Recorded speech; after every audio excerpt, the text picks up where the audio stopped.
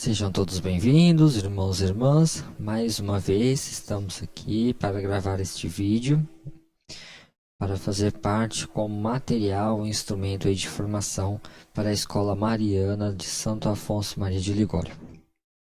Se está nos acompanhando, seja muito bem-vindo, fique à vontade, dando continuidade na nossa sequência de vídeos de formação. Hoje vamos falar um pouquinho sobre o sacramento da extrema-unção, ou o sacramento da unção dos enfermos. Estamos abordando de forma bem superficial, fazendo uma introdução dos sacramentos, para levar aí mais conhecimentos, que é o nosso objetivo a toda a família católica, a todos os marianos do mundo, que está aí nos acompanhando através das plataformas digitais. Fica também o nosso grande abraço aos nossos alunos do curso, através das plataformas de estudos aí gratuita da Congregação Mariana Nossa Senhora Rainha em São José. Então, neste momento, que estamos nesta caminhada dos sacramentos, no módulo 1, que é os fundamentos da fé da nossa Escola Mariana, faz parte também a gente relembrar um pouquinho dos sacramentos anteriores. Então a gente encerra ali atrás os sacramentos da iniciação cristã e partimos aqui nesse momento agora para os sacramentos de cura que a gente fala. Anteriormente ainda tivemos uma introdução geral aos sacramentos, onde abordamos de formas gerais o que esses sacramentos têm em comum e o que é pertinente a esses sacramentos, fazendo um nivelamento aí para que possamos entender melhor cada um deles, falando o que é forma, o que é matéria desses sacramentos, conceituando esses pontos, mostrando também alguns exemplos de formas, de matérias, introduzindo os assuntos, os sacramentos, quem instituiu, quem não instituiu, quem pode ministrar, quem não pode, o objetivo do sacramento, o que significa sacramento e aí por diante. Hoje, nossa aulinha é bem rápida, vamos dar uma pincelada nesse assunto, que é o sacramento da extrema-unção. É um sacramento que não é tão visto, assim, por parte da igreja, principalmente da igreja aqui do Brasil, pelo menos na região aqui da Sul 2, principalmente a gente não tem tanto esse acesso, digamos assim, a esse sacramento.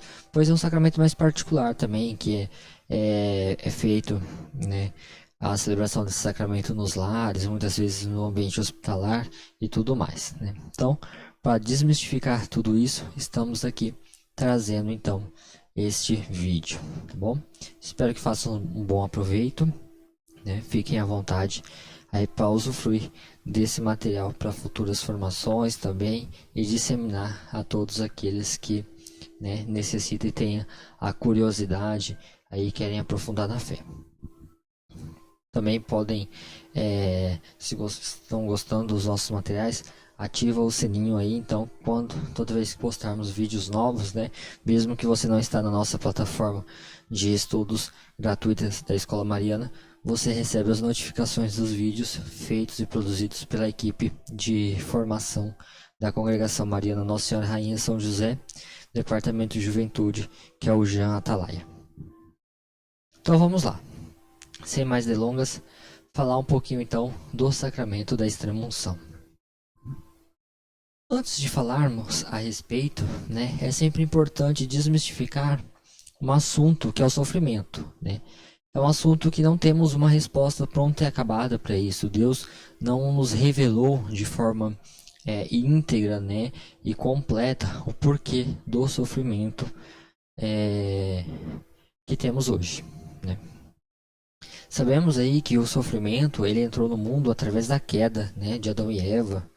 A partir daquele momento do pecado entra no mundo, juntamente com o pecado vem o sofrimento. Então já vem atrelado aí o sofrimento com o pecado desde da origem dos tempos, aí narrado em Gênesis, já quando Adão e Eva caem pela desobediência do pecado e consequentemente aí recebem o sofrimento, certo?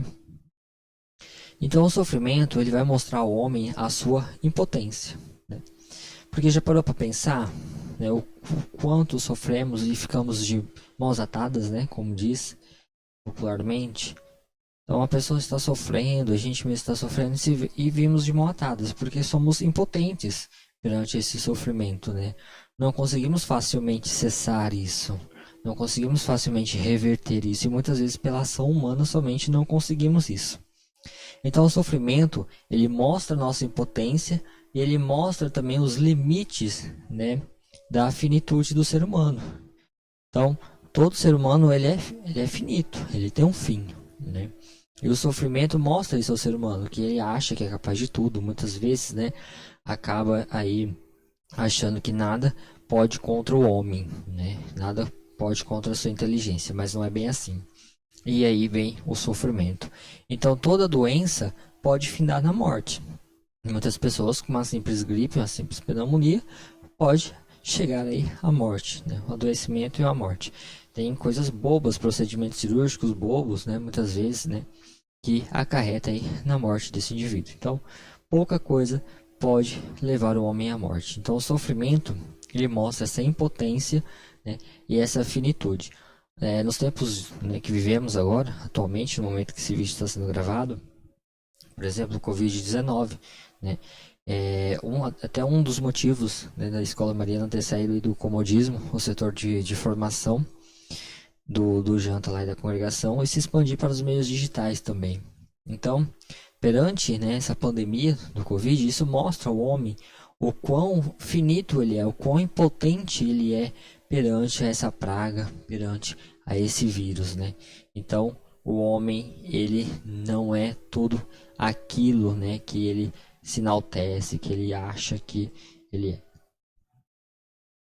Então, o sofrimento ele carrega, né, e mostra isso para nós.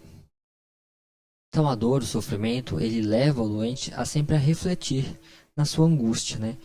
Quem nunca se pegou doente e parou para refletir, né? Muitas vezes questionou, né? Muitas vezes até tentou a Deus na sua dor, no seu sofrimento, na sua angústia, né? E essa dor desse doente, esse sofrimento, quando ele consegue refletir sobre isso, né? Quando ele cai nesse sofrimento e nessa dor, ele tem duas linhas de raciocínio, duas linhas de pensamento que ele pode seguir. E aí vai de cada um, né? Uma dessas linhas, que geralmente é o começo, né, de tudo, é a linha da não aceitação, né? A pessoa se fecha, ela se fecha em si mesma, né? E aí ela vai se revoltar contra Deus. Por que Deus não está me protegendo? Por que Deus não me livra disso? Por que Deus está fazendo eu passar por isso, né? Ora, se até o próprio Filho de Deus, o próprio Deus, se entregou por nós, sofreu, né, na cruz a maior dor do mundo, né, a maior dor que alguém poderia sofrer, por que não nós sofrermos, né? Então, muitas vezes no sofrimento a gente se afasta de Deus, a gente se fecha em si, se revolta contra Ele e ainda quer ser Deus, né? Porque se tem uma pessoa, se tem algo, né, que poderia neste mundo não sofrer, era Deus. E Ele se fez passar por isso, né? Ele quis passar por isso como os seus filhos e com os seus filhos, né? Através do Verbo encarnado, através de Jesus, Deus. A outra linha disso tudo, né, que muitas vezes a pessoa em sofrimento pode seguir essas duas linhas, né? Um momento pode estar em uma, em outro, né? E outro pode ser algo oscilante, não é algo que muitas vezes é constante. Essa pessoa voltar-se ao que é essencial, né? Então, nesse momento de dor, de sofrimento, ela vai voltar àquilo que é realmente essencial para ela, né? Então, ela vai ter o temor, né, a Deus, ela vai ter o temor à doença também, né? Quem nunca sentiu medo perante uma injúria à saúde? E nesse momento, então, ela vai buscar quem? O que é essencial a ela. A única coisa que pode restituir a saúde dela, a única coisa que pode aliviar o sofrimento dela, a única coisa que pode reverter tudo aquilo que está acontecendo, né? Que é Deus, o próprio Deus. Então essa pessoa ela vai buscar esse doente, vai buscar a Deus, né? E não se fecha em si. E nessa dor, nesse sofrimento, ela vai aprender a viver, a conviver isso e tirar os bons frutos de tudo isso, a enxergar o lado bom. Ela vai crescer espiritualmente com isso, ela vai crescer pessoalmente com esse momento, né? Com essa experiência na vida dela. E muitas vezes é necessário, né? E quantas vezes nos pegamos, né? Realmente voltando a Deus, abraçando e buscando a Deus com todas as forças no momento de dificuldade, no momento de sofrimento, né? No momento onde as coisas não estão como a gente desejava, né? Como a gente desejaria que estivesse. Então, muitas vezes o sofrimento ele vem, sem dúvidas, para nos edificar, para nos mudar, para nos converter, para fazer com que a humanidade se volte a Deus, que ela busca a Deus. Muitos vão cair, sim, né, no fechamento em si, vão se revoltar contra Deus. É uma possibilidade. Mas a grande maioria dos crentes, dos católicos, dos cristãos, é na dor que eles buscam a Deus. É nesse momento que eles não se fecham em si. Muitas vezes nesses momentos que eles se abrem para Deus, né? Saem, né, da sua zona de conforto, da sua zona fechadinha, assim, fechado ele e ele, né? E passa, então, a dedicar-se um pouquinho a Deus, a tentar entender a Deus através do sofrimento. É aquele velho ditado, né? Se não aprende no amor, vai ter que aprender na dor. É mais ou menos assim que acontece. Mas é tão mais fácil aprender no amor, mas infelizmente o ser humano acaba deixando aí muitas vezes para aprender na dor. Então, por isso que temos o sofrimento, tá? De certa forma. Então o sofrimento ele mostra ao homem a sua impotência, somos todos impotentes, mostra o nosso limite, a nossa finitude, mostra que não somos capazes de tudo, né? E toda doença pode nos levar sim à morte. A dor e o sofrimento então vai levar nós a refletirmos nesse momento de angústia e vamos seguir essas duas linhas. Ou vamos nos buscar a Deus, ou vamos nos fechar em nós mesmos, causando aí uma revolta contra Deus, né? Porque Deus permitiu que acontecesse isso com o doente. Deus, ele quer uma única coisa, a nossa salvação. Então, no final da nossa vida terrena, que estamos aqui para o quê? Para buscar essa salvação, para ir cultivando, né, e crescendo espiritualmente, para que possamos ser salvos. E essa é a vontade de Deus. Então, com essa finalidade nessa terra, que caminhamos aqui para isso, vamos nos preparando para essa salvação e a vida eterna. E muitas vezes o sofrimento ele pode ajudar nesse caminhar também. Nesse ponto, vou deixar que cada um reflita um pouquinho sobre isso. O sofrimento ele é um mistério, como eu já havia falado. Deus ele não quis revelar na sua totalidade o porquê do sofrimento.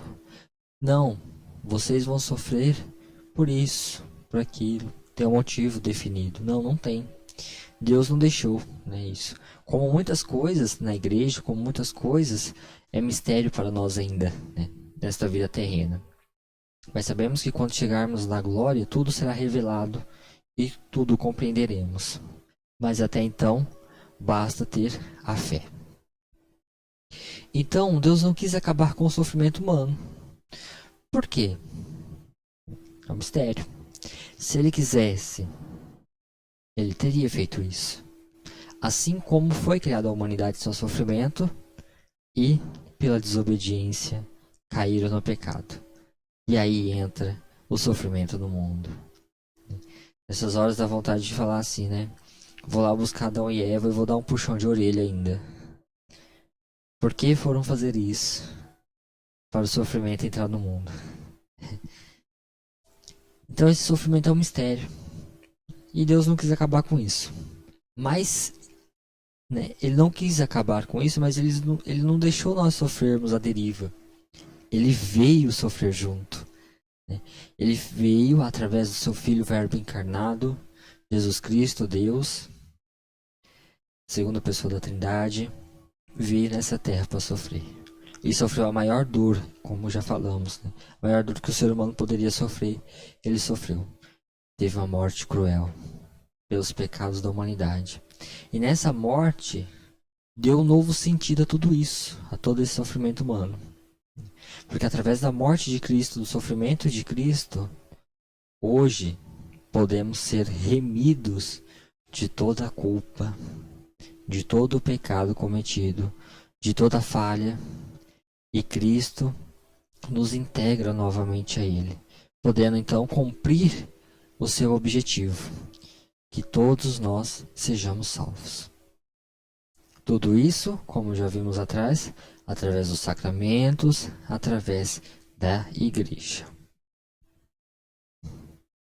Quando abraçamos uma dor, né, e damos um significado a essa dor, podemos mudar essa realidade e chegar à nossa salvação.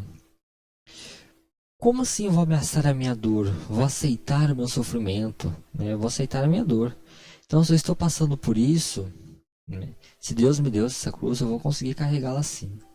E isso tem um propósito muito grande, porque não sabemos exatamente qual e o porquê Deus nos deixou o sofrimento e nos deixou sofrer. Então vai ter uma finalidade, um bem maior nisso no final. Então vou me abraçar a essa dor, vou dar um significado a ela, vou buscar um significado a ela. E vou caminhar com ela, e vou lutar com ela. Quanto aos santos da igreja, né, podemos elencar aqui vários. Né, santos não são pessoas que teve uma vida qualquer nessa terra. Sofreram. Né? Um exemplo de uma santa que sofreu terrivelmente, que quantas vezes ficava dias, semanas sem conseguir se alimentar, se contorcendo de dor, com aparência já de moribunda, de morta, né? Só pele e osso.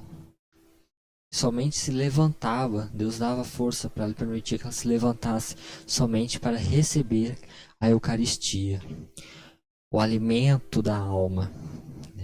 E era uma santa, Santa Catarina de Siena, um exemplo muito grande, né, disso, que passou por um grande sofrimento. Santo Antão, um grande santo da igreja também, que passou por quantas tormentas e sofrimentos investidas do demônio. Então são todas pessoas que passaram por um grande sofrimento nessa vida terrena e alcançaram a santificação.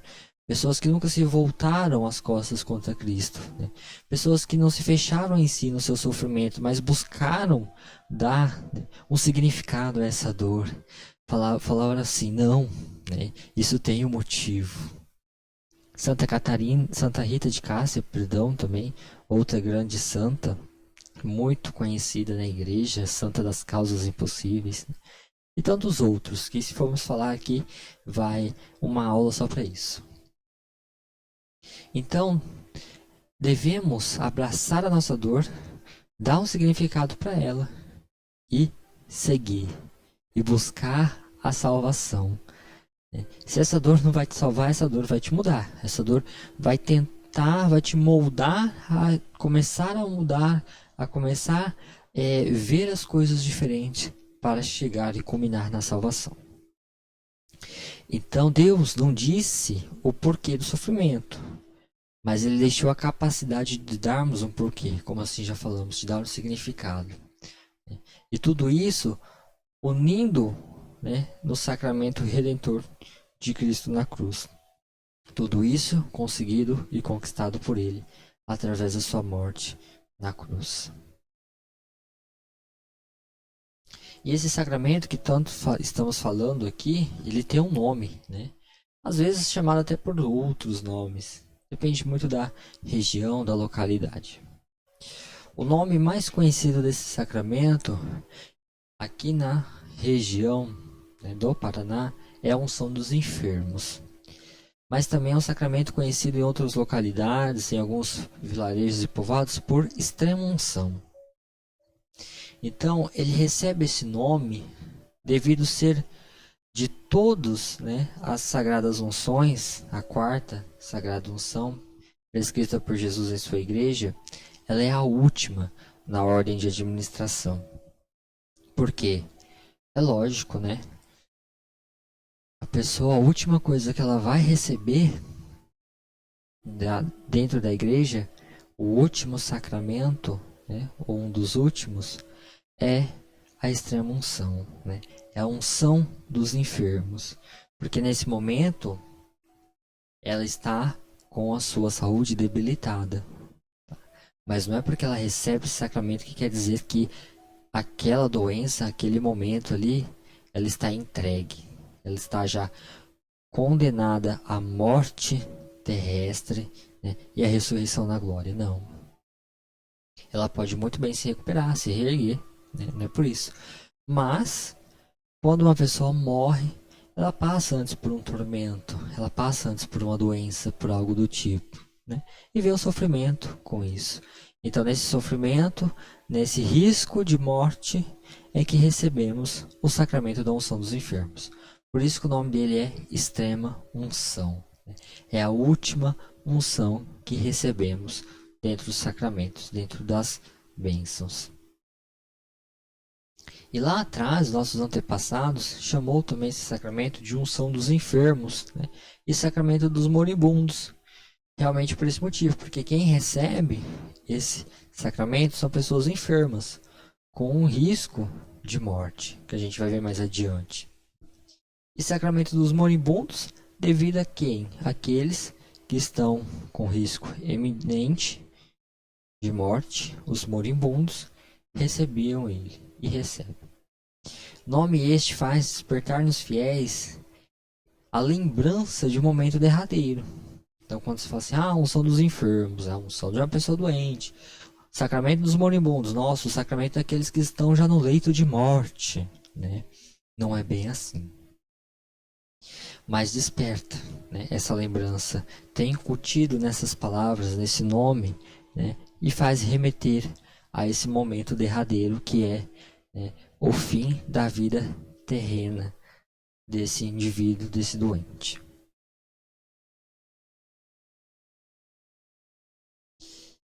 E antes de falar um pouquinho sobre quem pode receber esse sacramento, queria falar para vocês, né, continuar aquela sequência que a gente faz em cada sacramento, que eu costumo falar, que em cada momento da vida terrena, Deus também nos dá um sacramento neste momento da vida espiritual, né? Então, na vida terrena nascemos, para nascer na igreja, para nascer em Cristo, tornar corpo místico, temos o batismo. Quando atingimos a idade da razão, tornamos adolescente, aquela fase terrível da vida, conturbada, a idade da razão, temos a crisma, né, que vai nos confiar e confirmar na fé, vai nos dar a idade da razão na fé. Então, passamos a caminhar por si só na fé e não precisamos mais dos nossos pais e padrinhos. E assim por diante. Durante o nosso crescimento, nossa vida, a gente precisa do alimento. E no crescimento e na edificação, na fé, a mesma coisa. Também precisamos do alimento da alma, que é o corpo e o sangue de Cristo. Durante a vida ficamos doentes, né? E essa doença muitas vezes requer que tomamos os remédios. Então também na vida espiritual, quando nossa alma adoece, também temos o remédio, que é a confissão, né? O remédio para a alma, que limpa toda a mancha da alma, que volta essa alma a se unir em Cristo. E também o sacramento da extrema unção. Quando essa pessoa está fraquinha, está mal, né? Então, o sacramento da unção dos enfermos vem neste momento para auxiliar tanto na vida humana quanto na vida espiritual também, neste momento que a pessoa precisa de muita força, né? Força para sair daquela fraqueza que a doença causa, né? Muitas vezes deixar essa pessoa incapacitada dos seus pensamentos críticos, né? Dos seus pensamentos religiosos, de se voltar a Deus, de louvar a Deus, né? Então tudo isso acaba enfraquecendo essa pessoa e aí, no momento derradeiro ela ainda tem as tentações, né? Que o diabo espera o momento mais fraco, mais oportuno para ele investir contra a pessoa, até mesmo no leito de morte. Então esse sacramento da unção dos enfermos ele vem para isso. Tá? Vamos falar mais disso para frente. Então, como a gente estava falando ali atrás, do sacramento dos moribundos, né, da unção dos enfermos da extrema unção, só recebe esse sacramento as pessoas que estão morrendo. Então, ou seja, só vai receber quem já está, já que que nem dizia, né, uns conhecidos meus, quando já está com os 2 pezinhos lá na cova, quando já está para partir dessa, para uma melhor, quando a pessoa já não está mais nem consciente, né, está muito doente. Essa ideia que a comunidade católica tem, né, muitas vezes, ela não é real. Tá? Então, esse sacramento não vai receber quem está morrendo, mas sim quem tem um grande risco, né, de morrer.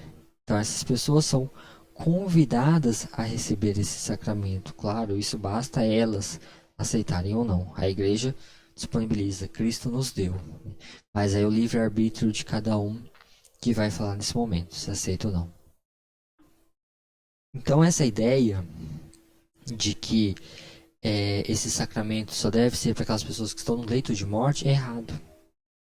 Uma pessoa de bastante idade que vai ser submetida a uma cirurgia de um grande porte tem riscos, e riscos muito grandes, né? O médico disse, olha, os riscos são muito altos, né? Mas tem que fazer, tem que correr o risco. Então essa pessoa, ela não está no seu leito de morte, ela não está morrendo, ela não está lá na cama, jogada lá, inconsciente, entubada, sedada, não. Ela tem que passar por um procedimento cirúrgico, mas devido à idade, a complexidade da cirurgia, então tem todo esse risco. Então essa pessoa pode e deve receber o sacramento da unção dos enfermos.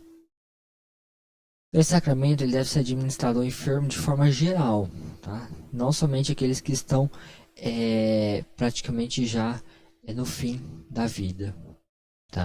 Mas sim todos aqueles que têm um risco de morte muito grande. Então, pode ser administrado esse sacramento. Por esse sacramento e pela oração dos presbíteros, né, a igreja toda entrega o doente aos cuidados do Senhor, sofredor e glorificado, para que alivie e salve, exorte os mesmos que livremente associam a paixão e a morte de Cristo. Então esse sacramento ele vai fazer isso, vai juntar com a oração do Padre, a oração de toda a igreja, né, a igreja terrestre, a igreja celeste, e vai entregar esse doente, né, aos cuidados de Jesus. Então, a partir desse momento, quem está cuidando dele é o próprio Cristo. Esse sacramento faz essa entrega, né, a esse Cristo que também sofreu, e desse sofrimento, após o sofrimento, ele foi glorificado, né? Ele remiu, ele foi restituído. Então, para que ele vai aliviar esse sofrimento, vai restituir a saúde desse doente, se for de sua vontade, ou vai salvá-lo, né? Então vai fazer com que ele passe desta vida terrestre para a vida celestial, mas que garanta aí a sua salvação, certo? Então vai diminuir, vai limpar, né, os pecados dessa pessoa. Isso também tem alguns poréns, né? A pessoa tem que estar realmente arrependida, ela tem que querer receber esse sacramento também, tá?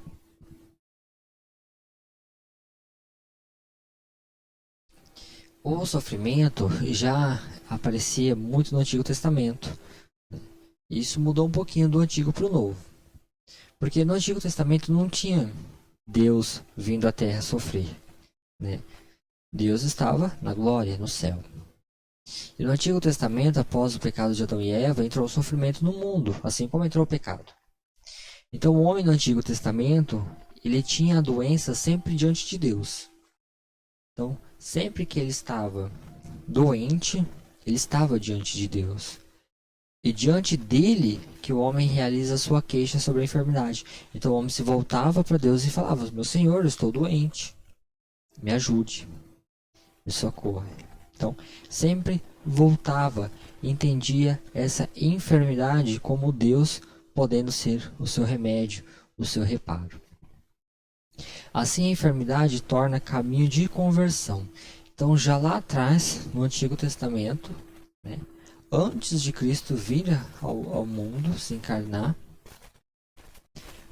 os homens já via a enfermidade, o sofrimento, como um caminho de conversão, como uma forma de se converter, como uma forma de parar de olhar para si e olhar, se voltar a Deus. Então, desta forma, começaram então a perceber de uma forma misteriosa que o pecado estava ligado à doença, ao sofrimento. Nesse momento se refere também ao pecado da alma, gente. Não é somente o pecado ou não é somente a doença do corpo, é a doença da alma também, o pecado. Então estava entrelaçado esse sofrimento, essa doença. E aí Jesus veio para que não mais sofressem tanto o corpo como a alma.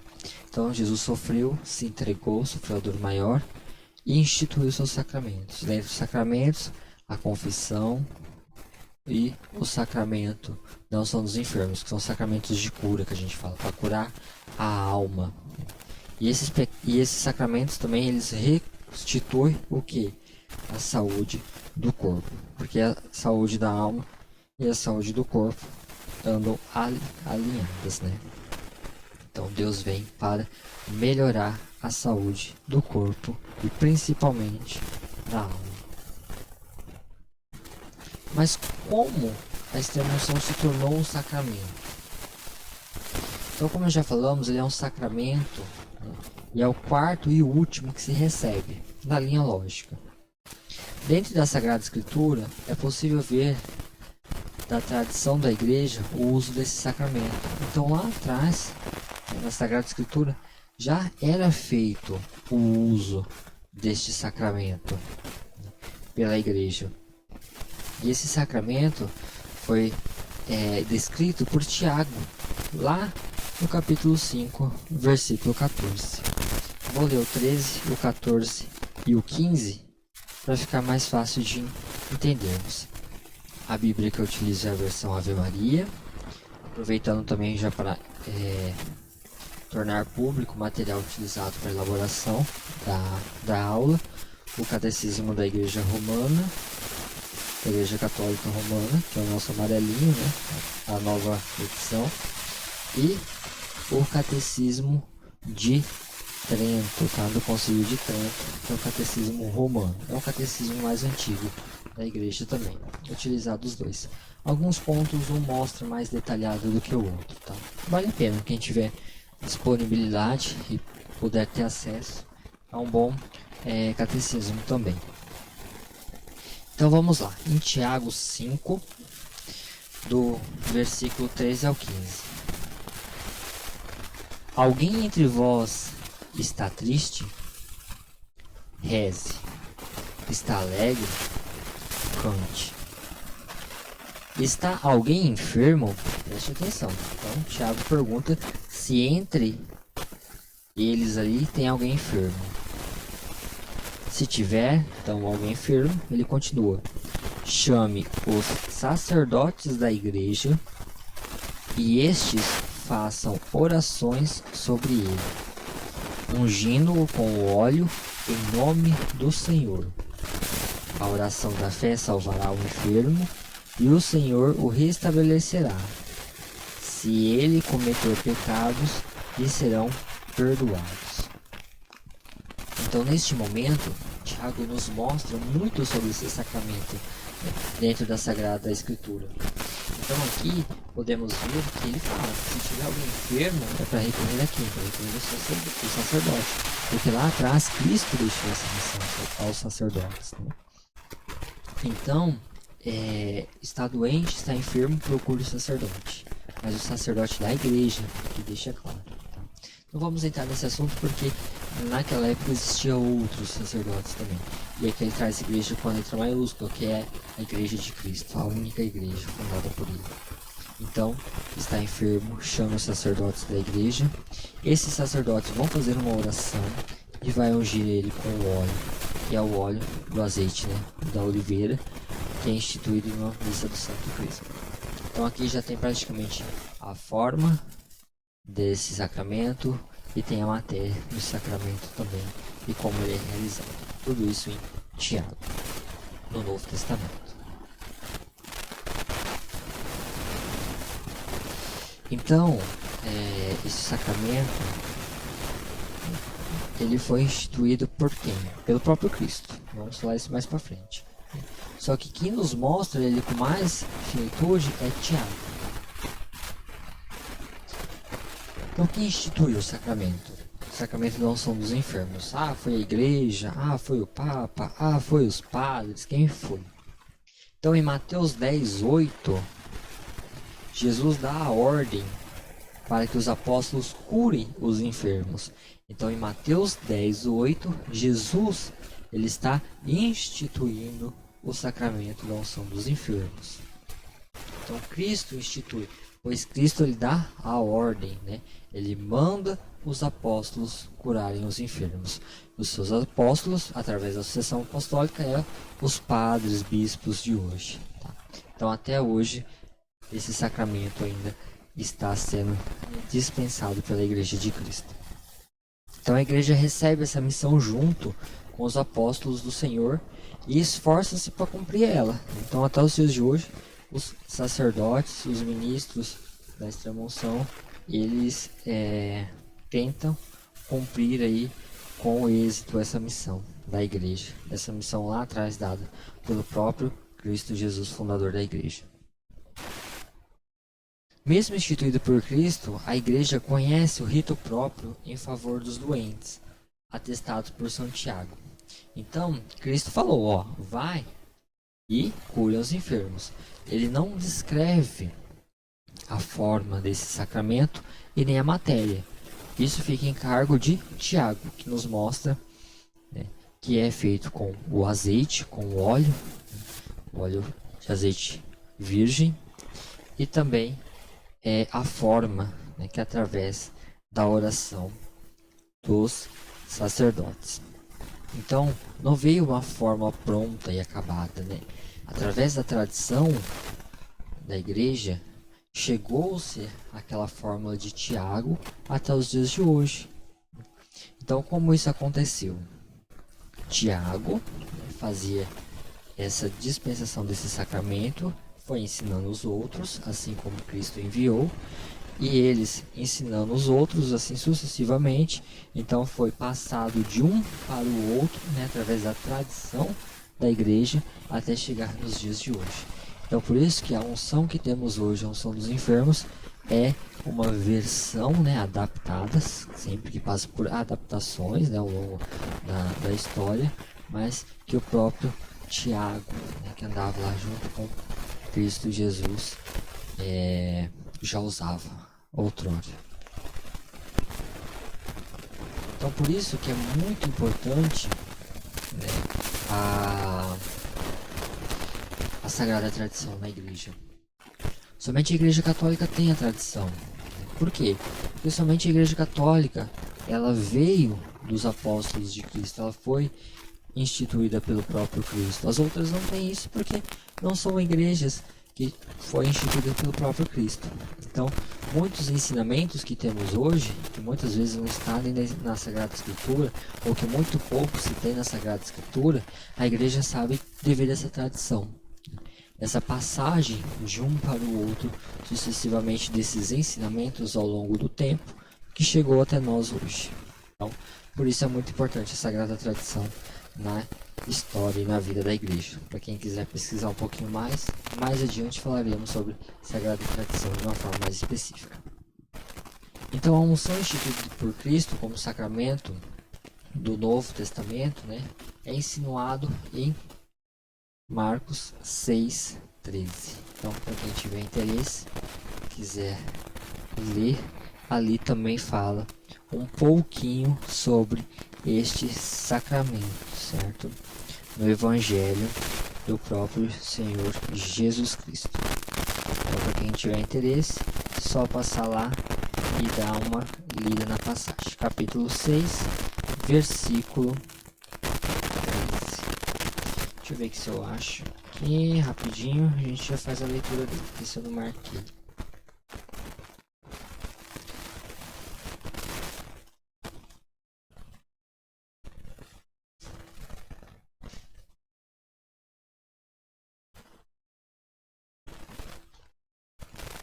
Marcos 6:13.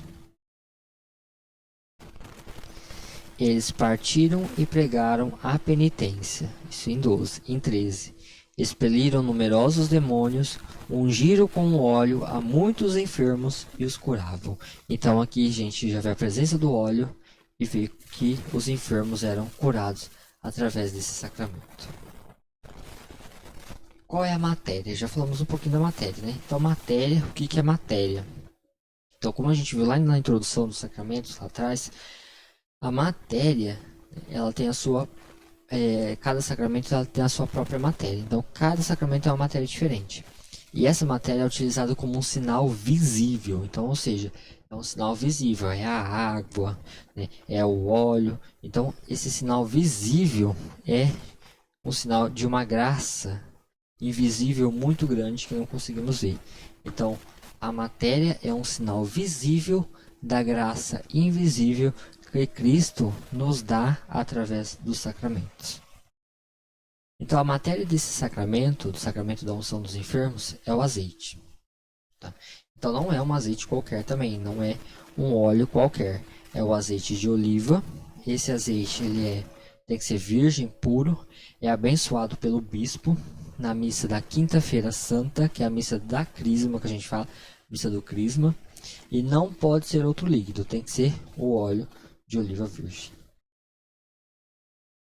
E o óleo, o azeite, né, o óleo de oliva, ele tem uma propriedade muito específica e apropriada para esse sacramento, né? Porque o efeito intrínseco desse sacramento produz na alma é semelhante, né? Assim, a grosso modo, ao que esse óleo proporciona para o ser humano. O azeite doce ele serve para mitigar as dores do corpo, né? Então, quantas vezes, principalmente os mais antigos, né? As vós, quantas vezes falavam, faz uma massagem com um azeite de oliva morno, né? Quantas vezes? Então, esse óleo, esse azeite, ele tem propriedades aí para alívio das dores do corpo. Assim também a virtude do sacramento de atenuar as dores da aflição da alma. Então esse sacramento ele vem para fazer o quê? Mitigar a dor da alma, para reduzir, para tirar essa aflição da alma. Faltou um L ali. O azeite, né, ele ainda tem o efeito de restituir a saúde, porque, ou seja, ele tira a dor, né, ele faz bem. Quem nunca ouviu falar, toma uma colher de sopa todo dia cedo de azeite, faz bem para a saúde, porque os portugueses vivem tanto, né? Um dos motivos aí é o uso desse óleo, né? Ele é um óleo puro, é um óleo virgem que não causa danos à saúde. Então ele vai despertar a alegria, ele vai revigorar o corpo da fadiga, né? Esse azeite. E como a gente sempre fala da forma, ou da matéria, perdão, e da forma do sacramento, então não vamos deixar de falar da forma desse sacramento também. É menos conhecido do que dos demais, a grosso modo falando, porque é um sacramento que poucas pessoas presenciam, né, digamos assim. Não é igual a Crisma, que junta toda a comunidade, junto com o bispo da diocese, da arquidiocese, né, e ali ele ministra a Crisma a todos os crismandos, né, ou um batizado. Então, muitas vezes essa unção do enfermo é feita nas casas, nos leitos de hospitais, muitas vezes, até dentro da igreja mesmo, no local oportuno, né, pode ser feito. Mas é muito pouco conhecido a forma completa dele. Alguém que já pegou o ritual, já leu, ou alguém que já presenciou. Então, como já estudamos posteriormente, cada sacramento também possui uma forma. O que são formas? A forma é os gestos, as palavras utilizadas. Tudo aquilo que podemos dizer assim que não é material, né? Então, tudo que é material utilizado no sacramento, falamos que é a matéria. E a forma é os gestos, as palavras. Então, nesse sacramento temos uma forma. Então, não é tudo a torta e a direita na igreja, né? Então, tudo temos os rituais, temos as formas a ser seguida. O apóstolo Santiago não deixou registrado exatamente a forma desse sacramento, como a gente, né, vê no batismo.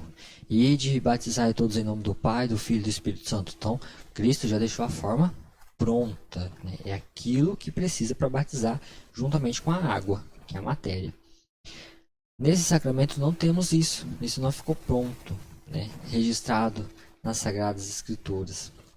Então, ele escreveu apenas assim, que os sacerdotes rezem sobre o doente e a oração da fé salvará o enfermo. Então, ele escreveu isso, certo? Mas, o que a gente tem hoje não é nada inventado pela igreja atual, pelo homem. Não, isso já veio lá de trás, junto com São Tiago, junto com o próprio Cristo. Por quê? Lá desde a igreja primitiva, né, da igreja lá atrás, dos primeiros séculos, dos primeiros anos do cristianismo, da igreja de Cristo, da igreja católica, a gente conta com a sagrada tradição que já falamos. Então, essa tradição, essa forma desse sacramento ensinado por São Tiago, ensinado por Cristo, ela foi passando de geração em geração, sem se perder devido a essa tradição que a Igreja Católica preza muito, né? E somente ela tem. Nessa tradição foi e recebemos esses ensinamentos até hoje, dessa tradição, e assim se salvou a forma desse sacramento, não necessitando de uma intervenção, digamos assim, né, da igreja para redigir uma forma para esse sacramento. Então, ficou a forma que São Tiago, lá dos apóstolos, que veio perdurar até hoje. Claro que aí vai sofrendo algumas adaptações ao longo do tempo e de determinada região, determinada cultura também. Tá? Então, tudo isso é influenciado, mas tem os departamentos que fazem isso com muito louvor, com muita cuidado, para que não seja perdido nada e que esteja de acordo aí com a fé, com o que Cristo nos deixou. Então, através da tradição da igreja, a fórmula ela foi definida e é utilizada pelos apóstolos, inclusive São Tiago utilizou, e se mantém até hoje, como já falamos, né? Então foi repassado ao longo dos tempos pelos padres e bispos. Então, para desmistificar um pouco esse sacramento, vamos falar a respeito de um mito bem comum. A pessoa fala assim, ixi, não, se o padre já foi, que a pessoa está desenganada, que não tem mais jeito, que não sei o que tem, não tem mais esperança. Então, quando alguém recebe, né, essa pessoa recebeu esse sacramento da extrema-unção, é porque ela logo vai morrer. Muitas pessoas falam assim, vixe, o padre vem aqui dar a benção, morre. Não é bem assim, isso é um mito muito grande. Muitas vezes isso pode ser até comum acontecer pelo quê? Pela falta de informação do povo. Muitas vezes as pessoas deixam para chamar o sacerdote, né, no momento que a pessoa já não está praticamente mais respirando, né? No momento que a pessoa já não tem mais a sua consciência, que ela já está em um coma, que ela já está no leito de UTI entubada, que já está mal. Então, com certeza, nesse caso, né, as chances dessa pessoa morrer, dessa pessoa encerrar a sua vida terrestre é muito grande, né? Então não tem como falar e culpar o sacramento de forma alguma, falar que após receber esse sacramento a pessoa morre, né? De forma alguma. Então, isso é um mito muito grande. Então, quando recebe esse sacramento, ele não incute uma força grande para a reconstituição da saúde, tá? E pelo fim do sofrimento. Então, assim, esse sacramento ele vem para dar forças para aquele cristão, né? Para aquele fiel. E essa força vai ser a força que Deus, o destino que Deus quer para ele, né? Não é porque vamos dar a unção do enfermo que Cristo ia chamar ele para a glória e agora não vai mais. Então, de forma alguma. Então, os planos de Deus sempre são realizados, mesmo após o sacramento. Então, recebendo o sacramento, né, esse sofredor ele vai ter ou a sua saúde reconstituída, né, ou vai ter a sua passagem para a outra vida, né? Então vai ganhar aí forças, vai ganhar proteção nessa passagem, nesse momento derradeiro que o demônio mais do que nunca atormenta, tentando ganhar aí a alma desse sofredor, desse penitente. E sempre a igreja, nesse sacramento, ela vai rezar, ela vai orar pelo fim do sofrimento. Então, para cessar esse sofrimento. Porque esse sofrimento ele vai ser cessado de duas formas. Ou a pessoa vai para a glória, né? A pessoa morre, encerra a sua jornada nessa vida, vai para o purgatório, ou vai para a glória de Deus, né? Dependendo também, pode ir sim para o inferno, mas com todos os sacramentos. Se é uma pessoa cristã, penitente, batizada de dentro da igreja, dificilmente. Tem que estar muito feio, muito perdido mesmo para que isso aconteça. Enfim, mas via de regra, essa pessoa ela é salva, vai para o purgatório, já consegue até aí o perdão das penas aí a ser purgada. Então, encerra o sofrimento dela também. Ou reconstitui a saúde, ganha forças, né, do corpo, da alma, para vencer a doença aí e voltar à sua caminhada. Então, sempre rezamos pelo fim do sofrimento. Sabemos que nem sempre isso acontece. A hora derradeira vai chegar para todo mundo. Então, em determinado momento, todo mundo vai morrer, né? Então, se for esse momento da pessoa, o sacramento, né, ele vai afastar todas as tentações do demônio, né, e vai propiciar para essa pessoa um momento de uma passagem mais tranquila, com forças para enfrentar essa tentação, né, junto com o sacramento da confissão também e do viático, né, que é a última Eucaristia que a pessoa recebe e que aí é perdoado os pecados. Então essa pessoa ela tem uma passagem muito mais tranquila. Então não podemos privar, né, os nossos cristãos, os nossos católicos disso, gente. Então, se tem uma pessoa na família, né, que é católica, que é devota, né, que pertence à igreja, que é batizado, então não prive ela de receber esse sacramento, porque esse sacramento é muito importante, né, para que ela faça uma passagem mais tranquila, né, sem as investidas do demônio e com o mínimo de sofrimento possível. E esse sacramento também ele vai ajudar no perdão dos pecados, que a gente vai ver mais para frente. E quem são os fiéis que podem receber esse sacramento? Então, todas as pessoas podem receber esse sacramento? Pode, é acessível a todos. Mas vai excluir algumas pessoas, tá? Que não pode ser ministrado esse sacramento. Então, algum momento da vida, nem todos podem receber. Tá? Então, pessoas em perfeitas condições de saúde. Então, são pessoas que não estão enfermas, são pessoas que não têm a necessidade de receber a unção dos enfermos, porque é para as pessoas enfermas, tá? Então, uma pessoa que está em perfeitas condições de saúde não necessita de um remédio, né? E esse sacramento é para aqueles doentes, né? É o remédio dos doentes. É o sacramento que só necessita dele quem está sofrendo, quem está com uma doença e que tenha um risco de morte.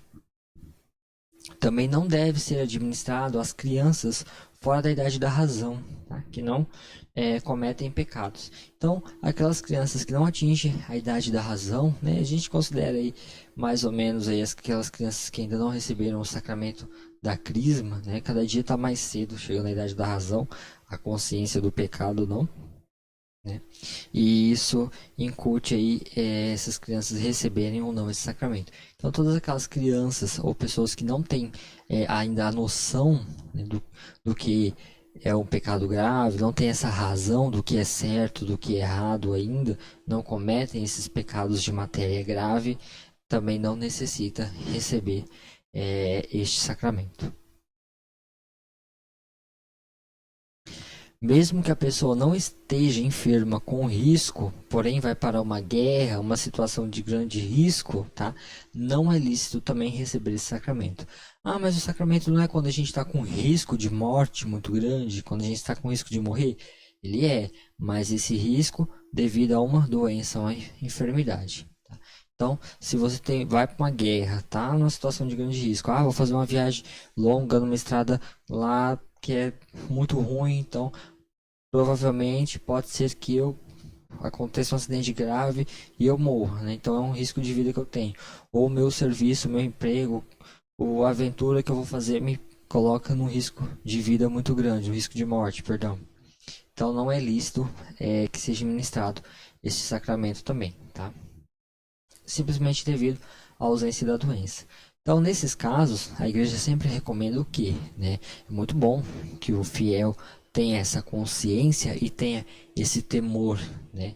É a morte, esse temor aí de morrer e não ganhar o reino dos céus, né? É muito melhor ainda se fosse o amor a Deus que fizesse isso. Não, né? Eu procuro os sacramentos por amor a Deus, porque Deus, ele morreu na cruz por mim. Deus me amou demais, então eu também tenho que amar ele. Muitas vezes não é isso que acontece, né? Pelo medo e do sofrimento, pelo medo do purgatório mesmo, e muitas vezes até do fogo do inferno. Então, nesse momento, a gente sempre aconselha, né, esses indivíduos que estão correndo risco, né, em grande risco, e não só esses, mas como todos os cristãos, a procurarem o sacramento da confissão e o sacramento da Eucaristia, né? Estar em dia, digamos assim, com esses sacramentos, se livrando de pecados de matéria grave, se livrando de pecados de matéria leve também, né? E em perfeita união aí com Cristo Jesus. Então, quantas vezes posso receber esse sacramento? Eu já escutei pessoas falar assim: ah, mas eu posso deixar, eu só vou usar ele quando eu tiver um risco muito grande, quando eu já estiver praticamente indo, né? Aí, por quê? Ah, porque depois se eu precisar de novo, né? Então, esse sacramento, ele tem uma quantidade de vezes que você pode receber, tá?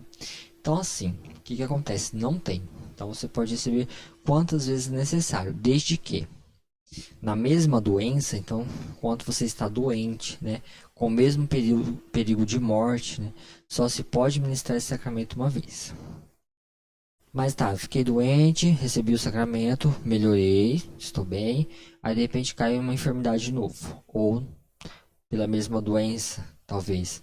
Aí sim, é lícito que eu receba, né, e deve receber novamente o sacramento, se essa doença estiver com um risco aí de morte grande para você. Então, sempre que se recuperar e cair novamente, tá, é lícito receber o sacramento. Pode se receber sem problema algum. Já para caminharmos para encerrar, quem que é o ministro desse sacramento? Então, quem pode ministrar esse sacramento? A gente viu que o batismo muitas vezes pode ser o diácono, pode ser até um leigo, né, o padre, o bispo, mas e a unção dos enfermos? A unção dos enfermos, ela está estritamente ligada ao sacerdócio. Então, quem vai ministrar ela é o padre, e nem é todos. Tem que ter uma autorização aí. Geralmente é o vigário, né, o responsável pela paróquia que fica em cargo disso aí, ou um padre delegado por ele, confiado a ele, para a realização desse sacramento. Então, quando São Tiago fala do sacramento, né, em sua fala ele deixa claro: se tem alguém doente, chame os presbíteros, né? Em algumas traduções, em outras, né, chame os sacerdotes. Então ele se dirigia a todos os padres devidamente ordenado por um bispo, né, mediante a imposição de mãos. Então é esses os ministros deste sacramento, todos os sacerdotes de forma lícita que foi instituída pelo bispo e com a autorização dele. E os efeitos desse sacramento. O que esse sacramento vai fazer naquele que o recebe? Né? Então ele vai apagar os pecados, principalmente aqueles pecados veniais, pecados de matéria leve. Os pecados de matéria grave, eles devem ser remidos pelo sacramento da penitência, tá? Que é a confissão. E esse sim vai apagar todos os pecados de matérias graves. Esse poder de apagar os pecados do sacramento, né, da unção dos enfermos, ela não é considerado como uma prioridade primária, tá? Ele não é considerado como um efeito primário, mas sim efeito secundário, porque ele dá ao penitente, né, a graça da salvação, ele favorece essa passagem mais tranquila, vai livrar essa alma e, consequentemente, para fazer isso, né, para buscar essa santificação, necessita aí de remir os pecados. Mas é muito importante que sempre seja feita a confissão. Então, nunca deixe para chamar o sacerdote quando a pessoa já está inconsciente, quando ela já não consegue fazer a sua confissão. Muito importante, antes de ministrar esse sacramento, oferecer o sacramento da confissão. Então, a pessoa faz a sua confissão, a pessoa, né, recebe a unção dos enfermos, e logo após também pode receber o viático, que a gente fala, né, que é a última comunhão. Então, esse sacramento ele apaga sim os pecados. Ele vai livrar a alma da fraqueza. E essa fraqueza é o que? É aquela fraqueza contraída pelo pecado, que dá aquele desânimo que a pessoa não consegue mais louvar, seguir a Deus, não consegue fazer aí suas atividades de vida e tudo mais. E tudo isso também vai nos livrar dos requisitos desses pecados. Tá? Por quê?